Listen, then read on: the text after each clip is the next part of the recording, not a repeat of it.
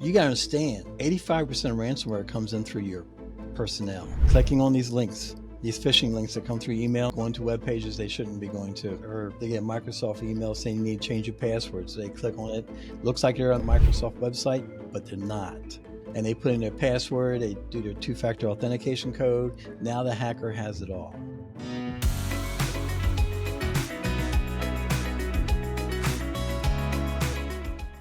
Welcome to Business Battles Force Multiplier. I'm your host, Rich Robertson, Computer Enhancement Systems in Frederick, Maryland. You can find us at cesitservice.com. This show is to give business owners, CEOs, and managers the guidance they need to operate a successful business. I want to share with you my experiences of operating a business for over 30 years. And to do that, I have my good friend with me today, Warren Orey. Rich, good afternoon. Thank you for having me on your podcast again. It's great to be here. It's always fun doing it with you, and I appreciate the help. And I need somebody who was wiser than me, and you've been in the business just as long as I have, and you're just a wealth of knowledge. So I'm just happy to have you. All right. As Rich said, my name is Warren Orey. I'm the vice president of Glades Media Radio Group down in West Palm Beach, Florida. I've known Rich for close to 30 years. Maybe not quite as much. I know Rich has always been a very steward of his business, and he's grown it to be quite successful from his menial beginnings that I recall back in the day. So one of the things that we want to talk about is how did Rich actually take this business and grow it to where it is today, the amount of client base he has, the employees and everything. So there are several successful CEO strategies that he has employed, and I'd like to go over them and then start to talk about them. Number one is employee productivity and hiring the right talent. That is always, I think that's, especially in today's business environment, it's the hardest thing any business owner or business manager has to do is find the right talent. Smart accounting decisions. That's always another tricky slope there. Who do you trust? Who can you rely on? Who is going to give you the best advice possible when it comes to financial movements, whether you're spending money, not spending money, investing it here, investing it there, so on and so forth. And also a big thing where Rich has always been an expert on is the intelligent technology decisions and how to drive customers. That's got to do everything with marketing the company as well. Operations, making sure everybody's hitting on all decisions, and adapting to change, which is something that a lot of business owners and managers find very difficult to do, is adapting to change because it's scary. So, Rich, going back to the beginning of employee productivity, in more of a nutshell, hiring the right people. It is tough out there. It's been worse since COVID. How do you find people, and what do you put them through to find the right person? I put them through a lot, okay, because number one, when people come in or prospects come in, they're usually technical engineers, and we give them a little quiz, a little technical questionnaire. And so they have to fill that out. And then we got a little profile sheet they fill out as well. My interviews are rigid. And it's almost like they're applying for the police department or something. I don't go easy on them because character is everything to me. My engineers are in my clients' servers and they see all my clients' information. So I'm forced to hire somebody who has character and integrity. And so one time I was in work ethics, and one time I was interviewing a guy, and I saw a gap in his resume for like 2 years. He worked, and then he stopped working at a security place where he was working the midnight shift. And I said to him, I said, okay, so what happened this 2-year period? He goes, well, I stopped working so I can finish my school out and go to school full time. And I said, well, where were you working? He goes, well, I was working such and such security, and I had the midnight shift. I hated it, and I couldn't stand it. I said, that's funny. That's what put me through school. I had the same job. I worked security, midnight shift, so I could do my homework all night long, get off at 8 o'clock, go straight to class. And he goes, yeah, my brother did that. And I said to him, sounds like I should be interviewing your brother. I mean, that's how I got through school. Yeah. You know, So did I. I worked 11 to 7 and I went to class. yeah. Yeah. And so I don't know how it is anywhere else, but I'm telling you, in Maryland, it's, going through that interview process, you have to be careful what kind of, as you know, what kind of questions you ask them. There's certain family questions, health questions, medical questions you can't ask, that kind of stuff. But when I'm going through like my little interrogation, that for those who don't know, I have a law enforcement background and I had the opportunity to go to investigation school. So there's a lot of techniques I want to share with you today that I use when I'm doing interviewing my prospects. Right. Right. And one of them is so that, there's things that are taboo that we can't ask about an employer. But if that prospect brings it up, like a family or health issue or age or anything like that, it's fair game. And I'm all over it. It's fair game. And you get a wealth of information out of that. And then plus, when you suspect an answer is not quite right or something wrong with that answer, or ask the question again, but don't ask it right away. Ask a couple questions in between to get him off track or her off track, and then go back to that question and ask it in a slightly different manner. And you'd be surprised how the truth starts coming out that second time you ask that question. Sounds like you do your interviews in a sweat box. Hey. well, it's funny you say that. I actually do them in the conference room. Okay. And they fill out the profile sheet and they fill out the quizzes, the technical quizzes in the conference room. And when we hand them the paper, the girls say, you're not allowed to use any electronic devices. Put your phone away. Okay. And then on top of it, on every page, highlighted in yellow, no electronic devices permitted. Right. And there's a camera above our screen, but you just don't see it. Right. They look up around the four corners of the room looking for a camera. They don't see anything. Next thing you know, they're pulling their phone out and start getting answers. And I am telling you, 60% of the applicants that come through cheat on those quizzes. Wow. Now, do you call them out on it right away? No, never. Okay. Nope. And the quizzes aren't that hard. It's like networking 101 kind of stuff we see every day, the basic of basics. And if they don't know that information, I can't bring them on at all. But no, integrity is everything to me. If they're going to cheat like that, no, I'm not going to call them out. All right. So integrity, that leads to my next question. I was going to ask you, what is the paramount thing? Obviously, it's integrity. What is second most importance to you when you're trying to find an applicant? Work ethics. Okay. Yeah, work ethics. And that's another thing about the resumes. Look for gaps. I don't know who is telling these kids and everybody not to put down jobs that aren't related to the scope of work you're going for, but that is BS. That is BS. I want to see every job they had, and I don't care if it's working at McDonald's, because I will hire somebody working at McDonald's before I hire somebody who's hadn't been working anywhere. Right. Because that tells me they have good work ethics, because that's hard work. Mm-hmm. That's hard work. And so if they can work there for a year or two, they can work here. So I'm always, and that's another thing. I always have the girls, when they call in for the interviews, the prospects in for the interviews, always have them say, bring a good original copy of your resume. And then I take that original copy and I compare it to what's online. And that's another way I can find a bunch of gaps in the resume and things like that. And another thing to start looking for, when you ask them a question, make sure you look them in the eyes when you ask them a question.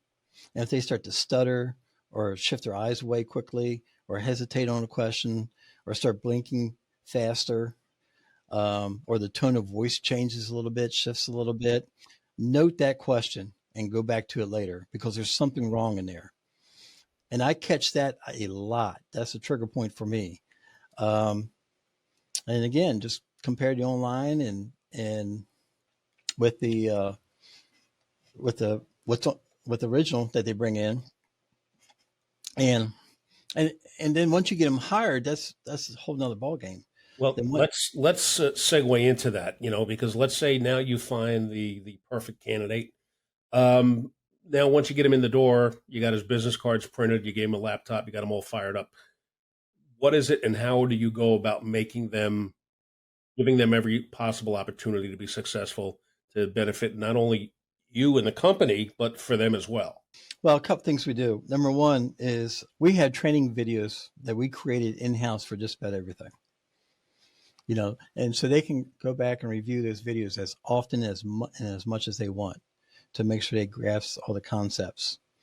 And, and also to get them up to speed and make them feel comfortable and a good fit. I teach my managers that, listen, you're a coach, you're coaching them. You're their baseball coach, because coming from law enforcement, I used to bark orders all the time, and shortly I quickly learned that's not motivation at all, So, and at the same time, I was coaching a youth baseball team, and my son happened to be on it. When I coach the kids, especially little league stuff, all the other coaches' dads are grabbing the best players and stuff. I didn't. I grabbed the kids that I knew were coachable. And so I started coaching them, working with them, getting their talented up. And so the employees are almost the same way. I have to treat them the same. I have to teach them mechanics, and when a kid let a ball go through his legs, I didn't holler at the kid. I said, "What'd you do?" I didn't get my butt down. I didn't have a wide base. I didn't get my hands out in front. They always had a response for me, knowing what mechanics they failed at. It's the same thing with your employees. When they make a mistake or they don't know how to do something, you go back to the mechanics, especially in the technical field. And they really start growing on their own that way. It's amazing to watch. And plus, it's like, and then it's also like when parents used to come to me as a coach and say, "How come my kid's not playing more?" Well, my response has always been, "How much have you worked with them?" And my son, felt rejected because I had to pay attention to all the other kids and not him. Well, after practice, we always practice. We always worked on his game and stuff. And it's kind of the same philosophy in business with your employees. You got to coach them, you got to work with them, and you really have to pay attention. And I had a new hire once say, "How often do we get reviews?" And I said, "Daily." Mm-hmm. You always know where you stand with me. If something's going wrong, you know about it. If something's going good, you know about it. Right. And to keep my good employees, I bonus them. Okay. And they never know when they're getting a bonus. I just do it. Now, I know not everybody has the power of the purse to be able to bonus their employees, but it's powerful. It's really powerful. And I've heard them talk in the past to each other about their bonuses. And so I've always made a point when I gave them a bonus to tell them why they got a bonus or that extra thing they did. And especially if they did something I'm not expecting them to do, they get a bonus. Now, what about when you've got let's say you got somebody there, personal lives always come into the workplace no matter how you try against it. How have you handled that in the past, and what are your recommendations for somebody that slips up? Well, okay, let's go into more detail. What do you mean slip up? Give me some examples. Well, I mean, if somebody got into an accident, whether it was with the company car or, or I don't know. Did you ever have one of those? Oh, geez. Okay. I guess the answer is yes. Yes. I had a brand new van. Okay. And I had the boys, I'm a friend of his dad's. Okay. So I hired him, and I didn't hire him because we're friends. I hired him because I saw something in this kid. And so we were working, and it's like he was with me for like 3 or 4 months. And one day he calls me, he says, "Rich, we have a problem." I said, "Sounds like you got a problem. What's the matter?" he goes, "I'm stuck in the water." And this was one of those Januaries, and we had this horrible rainstorm, and Monocacy River was flooding, And I knew he had a call up on Six Bridges Road. And I said, "Where are you?" He goes, "Six Bridges Road." I said, which van do you have?" The new one was all-wheel drive.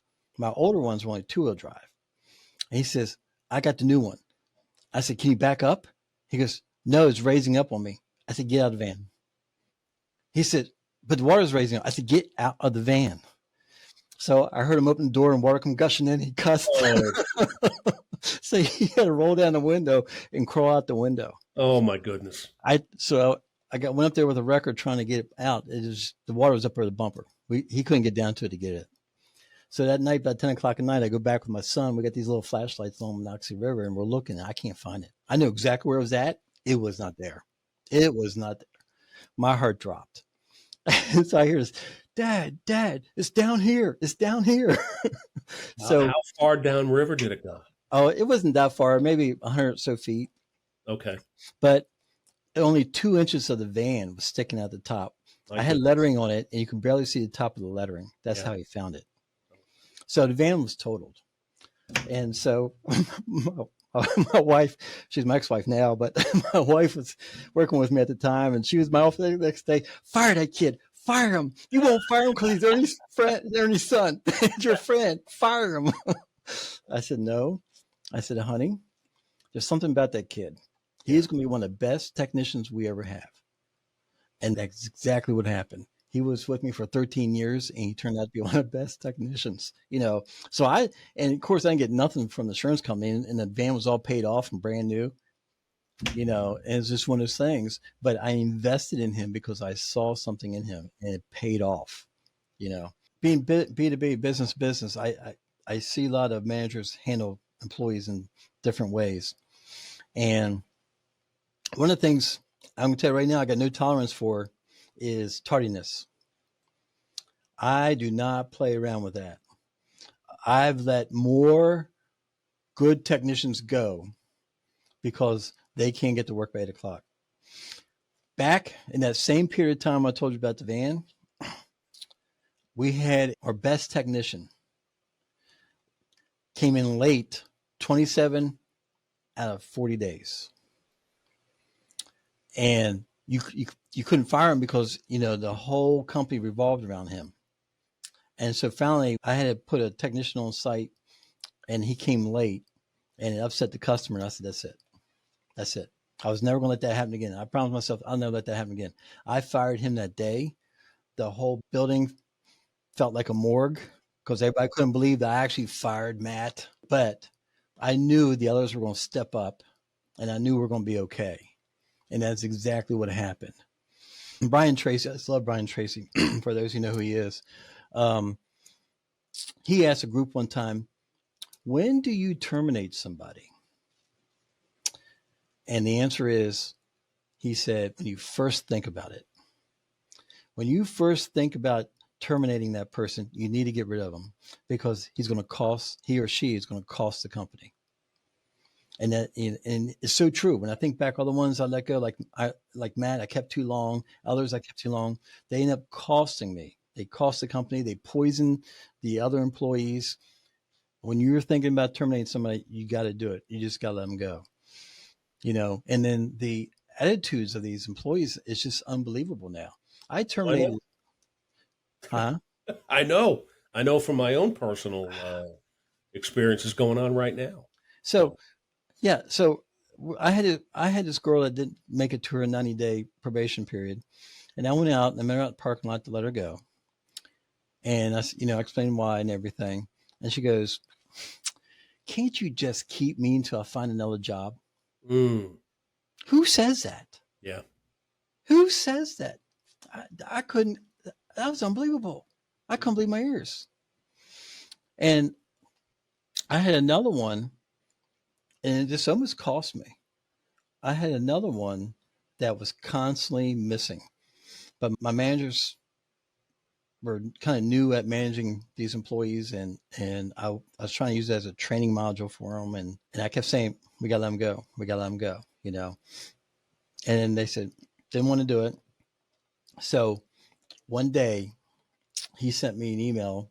He's another Matt where he was missing, I think he wasn't here 6 months, and he missed, I know, at least 15, 16 days. And it was horrible. And so he sent me an email. He goes, I can't make it in today. I'm having a mental illness issue. And I called my attorney. I said, and this is Maryland. I said, what do I do? He said, you can't do anything now because you have to accommodate him. You have to accommodate him. You can't terminate him. I'm like, oh my goodness. So here I got somebody who's totally unproductive, except for when he's here, he's great. He's a gem when he's here, you know. But now anything I do, I could be facing an employee lawsuit, you know. So that's another reason why I think back to Brian Tracy. When you first think about terminate him, when you first think about it, I should have done that. Um, so yeah, that's just a warning. I'm glad we backed up there because that's really very compelling foresight there as far as. But don't get me wrong though, because the one thing I hear about on a consistent basis is how great my employees are from my clients, Right. how much they love working with them, how good they are. I mean, I hear this on a consistent basis, you know, so I'm sticking to my guns on my methods. I know it's working. And I know a lot of it has to do is trying to be a coach and not a manager. Okay. All right. Again, sound, solid advice. And I can, as you're saying, I'm thinking in my own mind here, all the issues that I'm dealing with. And there's a lot of, in fact, it's all very accurate and on the spot. So thanks for your insight there, Rich. Smart accounting decisions. Again, when do you invest? Where do you invest? How much do you invest? When do you pull back? Because I know whenever an economy goes soft, people, the first thing they do, at least in my business, they cut their advertising.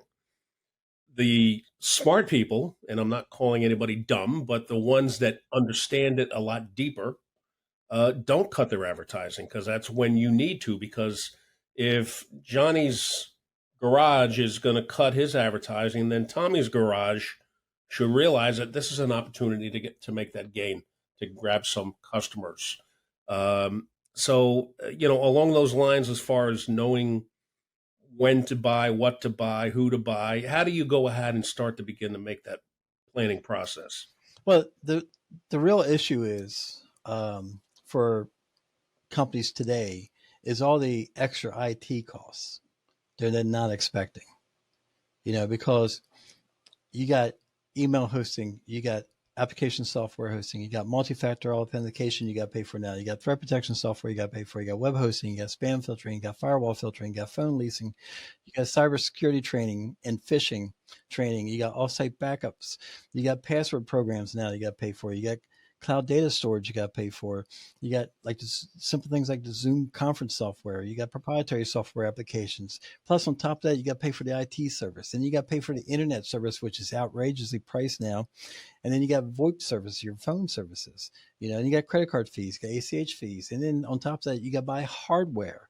All right, stop. You're getting ready to make me want to hang myself. My goodness.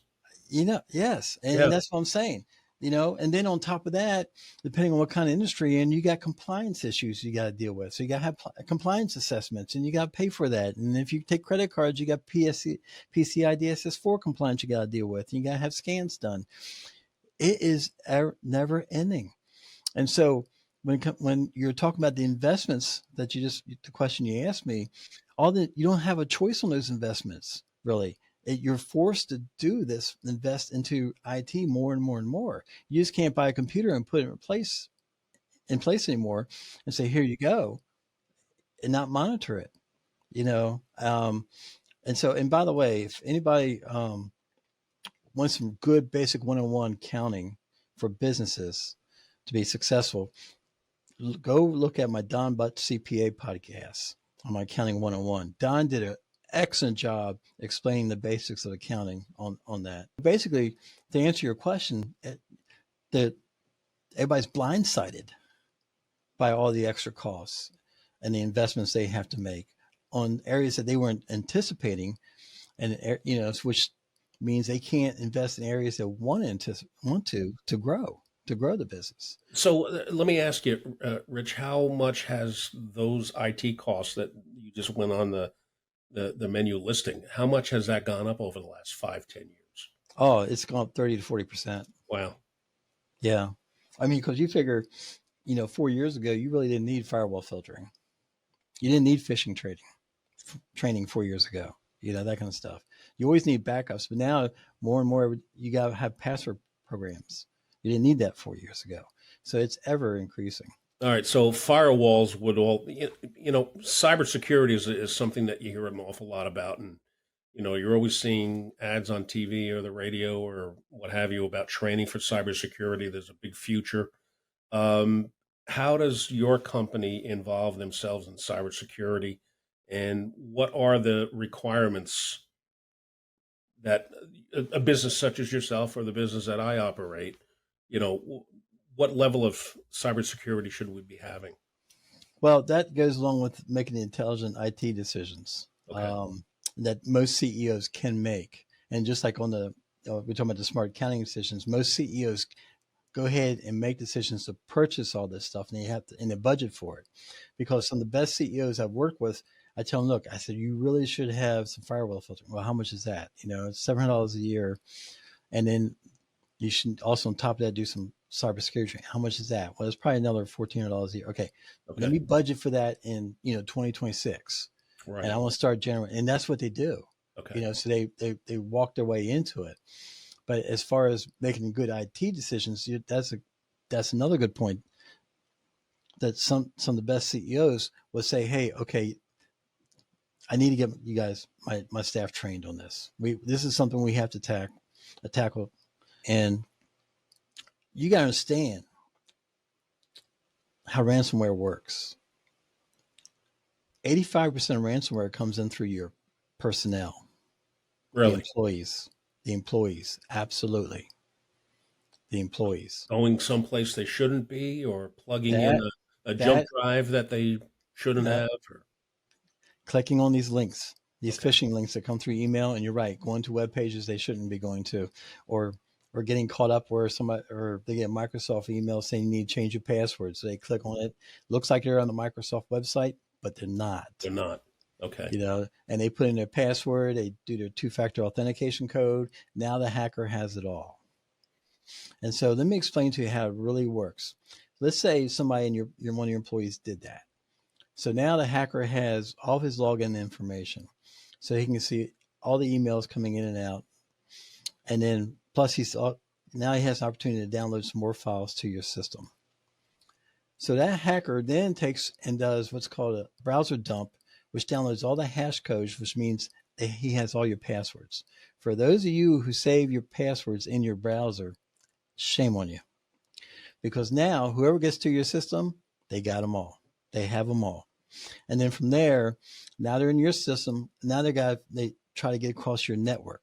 So you start pinging and looking for other workstations and servers to hack into. And then once they find them, they start hacking at them, they get into them, and they just keep moving around the entire network. So a hacker is actually in your network for 2 to 3 months before they release the ransomware. And it's not just one person doing the hacking, it's a company. It's a company that's doing the hacking. You got people who actually do the breaking in, and then you got people who actually deploy the ransomware and collect the payment from you. There's two different companies that do that. And one of the ways they can get across your network is called the dark web. So a lot of your information is already up on the dark web. So they'll purchase that information off the dark web once they got into your corporation to help them get around through the network. How does one find the black web? And obviously, somebody like you or I don't want to go to the black web or the dark web, but how does one access that? Well, the hackers have a way, because I'm not a hacker, I don't know, but the Okay. hackers know who to contact, who to pay to get that certain information. Now there's programs out there now available that will scan the dark web and tell you what information is there. To actually get it, you have to contact somebody to actually purchase that information. Okay. Yeah, I've gotten emails that says we found your email on the dark web, and I'm like, I never do anything with it, but that's Yeah, probably phishing. that's no phishing. Yeah. Okay, since we're talking about ransomware and all that kind of stuff, I know it wasn't too long ago that Frederick Memorial Healthcare got ransomed and Twice. twice. Um, how could that have been prevented? Where did the lapse? Do you have any idea where the lapse came? I'm going to say in general how it happens. In general, how it happens is they relied too much on the internal staff. Okay. And the internal staff are not cybersecurity experts. And this, as far as intelligent IT decisions that CEOs make, they realize this and they go out and hire a third party to come in and do their penetration and vulnerability scans on their network, even though they have an internal IT staff. Like, Okay. if they did any type of scan, they would not have gotten in that way. Okay. For a second time. Okay. But keep in mind, I'm glad you brought that up. Keep in mind, if you get ransomware and you don't do a sufficient job cleaning your network after a breach, the hackers have left residue on your network. They can get back in there and they can do all this all over again. So there's a lot of scrubbing that has to go on after ransomware. And most companies don't do that. And that's why you're hearing about 2 and 3 attacks to the same company. Yeah. Now, you mentioned that there's actually companies. It's not some guy sitting in his mother's basement. That's correct. Those days are over. That's so how are these companies permitted to even continue to operate? Because they're in foreign countries. Oh, okay. Can you add to the intelligent IT decisions? IT decision that good CEOs make is not allowing people bring in their personal devices and hook to the networks. Okay. That's taboo. Yeah. I don't care, even if they use a guest network, that's taboo. And I get a lot of companies want their employees to have the email on their phones. And that's a no-no. The problem is when your email gets connected, service gets connected to the Exchange server, and you're getting email back and forth, it's always connected. It won't have to reconnect until you turn the phone off and turn it back on again. Well, they terminate an employee. We can't get the information off their personal device. So they have all the company contacts. They got all the emails from the company. You can't, from the server, you can't cut it off. Now I can change the password on it, but again, the phone has to be reset. Right. So now here recently, we got some tools where we can totally block the email from going back and forth, and they can't receive any emails, but still all that information is on their phone. So I am dead set against using personal phones for company information. That's taboo. Anything else with IT? Well, here's something then, and this is along with IT. Maybe it is, maybe it isn't. Again, because I'm not a computer guy. I rely on people like you, Rich. Artificial intelligence.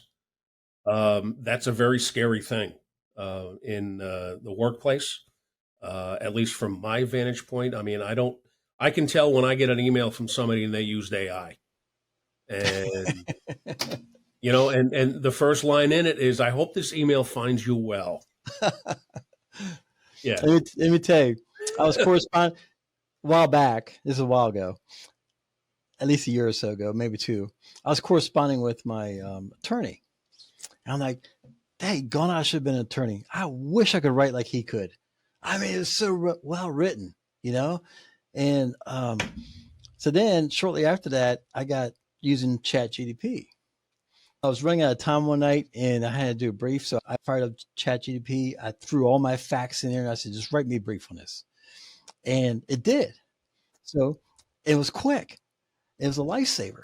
So I did it a couple more times, but I noticed the wording was like my attorney's wording. I'm like, yes. Hey, wait a minute. Oh, yeah. Yeah. I thought he was really smart in that. He's using ChatGPT. Yeah. I know because there are people that I work with on a daily basis that use it.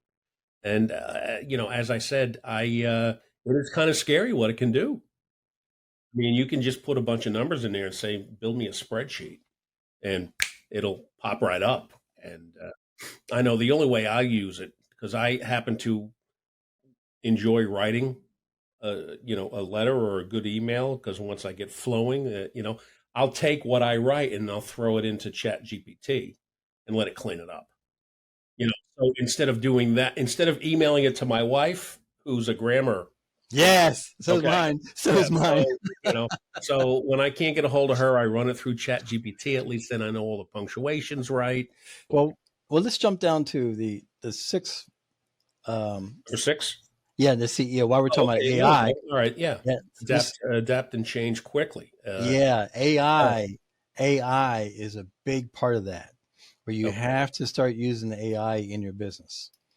It is a lifesaver. Number one, it does cut down um, employee time to do tasks. It really does. And I do the same thing. I make all my texts. I said, look, before you email a client, I want you to run your email through ChatGPT to clean up the grammar. You know, because they're engineers.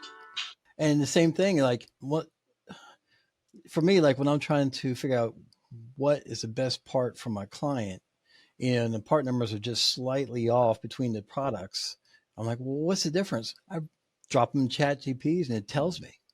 You know, saves me a ton of time trying to research on my own what the difference between these parts are.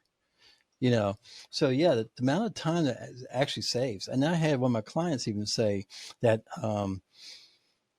complain that they're using a couple of employees are using ChatGPT, and I'm like, no, don't. Let them use it, but make them put their facts in. Let them reword it, but it's got to be their information in there. What other examples can be? Well, there's ChatGPT 4.0. You can take images. It'll pull. Let's say, like I have a picture. We're doing our marketing, and I have a picture of my van, but the background was horrible. It was in the building. You can tell ChatGPT, grab that van and put this over here in this area, and it'll move it. And you can tell it to rotate the van. But Okay. yeah, All right. Last thing here, and this is really great that we made it through this entire topic. Marketing your company. There's so many different things you can do: digital, direct mail, radio, television, cable, OTT. SEO, SEM, all that kind of stuff. What have you found? And you don't have to worry about being biased to me with radio, but what has you found that is working best for you, Rich? well, it's not in that because I'm focused on I'm an MSP, so everything I do is marketing strictly for MSP. But what I've seen other people do, um, a lot of people are paying for a search engine optimization. That's big because they want to get on top of Google. They're paying for the Google clicks and the Google ads. And then, in the Google ads will even now, follow you around. You don't even have to be near Google. You can be on any other web page and they'll just pop up on you. Because if you click on a product, you go searching for a product one time, it's got you. And so from that point on, you're always going to get advertisements about that product. They're following you around. Um, and that's paid for. Another thing is email marketing. That's pretty hot right now. Is it? Um, Sending out weekly or monthly, like I do weekly tech tips. Okay. But I've gotten things from other companies where they do like once a month, they'll send an email out, something about their product lines. And that's the key. I shouldn't be telling you because you're the master No. at marketing, but you always told me you got to stay in front of the client. Yeah. And that's one of the biggest ways, the quickest ways, and easiest ways to stay in front of the client. It's just there's little emails once a month going out. And there's a lot of companies that do that as well. But yeah, I just need your input on media advertising. I'm Sure. not sure what they're doing. Well, I tell you, I know you and I spoke earlier about social media. Ah, So many people spend so much money on Facebook and Instagram, and they say that we can target to this specific demographic and this geographic area and this income level. Uh, they can't do it any better than anybody else can. It's one thing if you buy a list. Same thing with direct mail. We can target. You can target zip codes, but the people in those zip codes are going to be the higher income levels because you're certainly not going to, target a lower income level zip code. But social media, I have found, you're opening yourself up to nothing but criticism because if you run an ad or if you do a boosted post, you're going to get people in there, just hacking you away because that's what they do because they're the ones that are now sitting in their mother's basement with a bag of Cheetos, and doing nothing but hash people on the internet. So, uh, and in Google Ads, I mean, I have an opinion on that. I know search engine optimization is a good thing. You want to be able to pop up a little higher in the search engine, but you don't want to go Google Ads, because 85% of the people that look for computer services, they're not going to click on the paid ad. They're going to go down to the organic results. SEO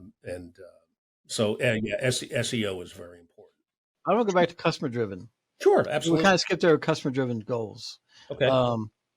That's the CEOs I've watched. They have been so customer driven focus. It's amazing. And the one unique thing about them is how they had this ability to take a customer issue and just mold it so to a point where it's not really an issue, and you can tell the whole focus is on the customer, and at the end, no matter what the issue is, the customer comes out happy, and so that has always been amazing to me to watch. And yeah, it's definitely thinking about your customer all the time. And in fact, I have a peer down in Southern Virginia, and we're friends. And so I hadn't talked to him for a few months. So I called him up. I called his office.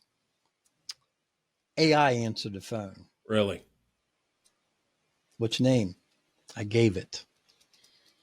I tried punching his extension, wouldn't let me go around it. What's your email address? Why are you calling? How'd you hear about us? I mean, you just could not get around it. I'm like, I would have hung up. I did. Well, okay. Then curiosity got me, and I called back. I want to see how deep I can go and play this game. Yeah. And of course, I wouldn't put in real information. Sure. But so I just blew off an email to him. But I mean, I couldn't get over it. But even when you get to the point, it takes so long to get to a human, which is kind of upsetting, at least, for an old goat like me. I'm used to picking up the phone and having a human answer it and ask me how they can help me. Those days are probably gone, but I think it would be a little less cumbersome. The CEO that does it, though, the CEO does answer the phone. Yeah. Even if it goes into an auto attendant and you can hit 0 or something, get somebody live. Yeah. That goes a long ways compared to what we're doing now. Yeah. So, I mean, so any CEO that has that model is going to be way ahead of the competitors. Yeah, absolutely. Rich, thank you so much for letting me turn the tables on you. It was an absolute pleasure. It was a blast. It's good to see you. And next time I'm up in Frederick for an extended period of time, I'll have to make sure that we do get together. Oh, absolutely. Absolutely. All right. Okay, Rich, buddy. thank you so much. Thank you. Take care. Thank you for watching Business Battles Force Multiplier. And don't forget to like and subscribe.